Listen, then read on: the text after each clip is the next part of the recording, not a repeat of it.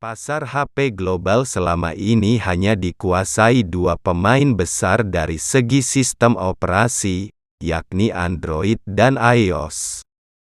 Padahal, ada banyak sistem operasi lain yang tersedia, antara lain Tizen dan KaiOS. Sudah malang melintang selama bertahun-tahun, namun keduanya tetap saja tak bisa melawan dominasi Android dan iOS. Namun, sepertinya ada penantang baru yang patut diwaspadai Android dan iOS.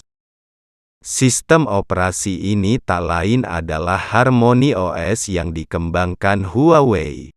Pada kuartal 4 2022, Harmony OS berhasil menjadi sistem operasi mobile terbesar ketiga. Pangsa pasar 2% memang masih jauh di bawah Android dan iOS. Namun, pertumbuhannya terbilang positif dengan kenaikan 1% YoY. Android sendiri masih merajai sistem operasi mobile dengan pangsa pasar 76% pada Q4 2022. Angka itu anjlok 16% secara YoY.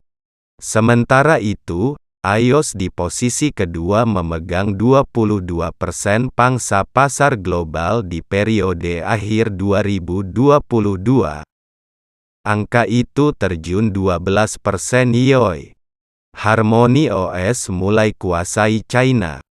China yang merupakan pasar HP terbesar di dunia menjadi salah satu penentu bisnis bagi pabrikan ponsel.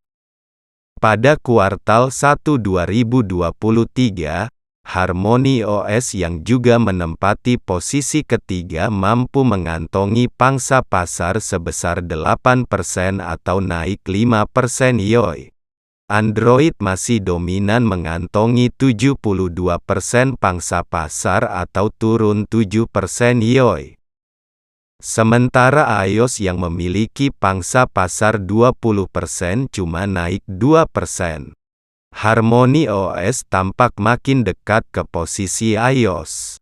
Bukan tak mungkin dalam beberapa tahun ke depan, sistem operasi ini bisa menyalip posisi iOS di urutan kedua. Apalagi, Harmony OS yang baru berusia 4 tahun masih punya banyak ruang untuk bertumbuh. Sistem operasi ini dirancang Huawei sebagai respons atas kebijakan Google yang tak memperbolehkan Android hadir di lini ponsel sang pabrikan China. Pasalnya, Huawei dituduh sebagai antek-antek pemerintah yang bertujuan memata-matai pengguna melalui teknologinya. Sama seperti Android, Harmony OS juga bersifat terbuka alias open source.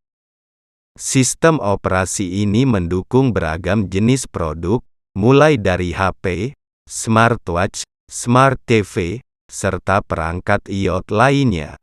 Salah satu fitur unggulan Harmony OS adalah fleksibilitas untuk menghubungkan perangkat satu dan lainnya.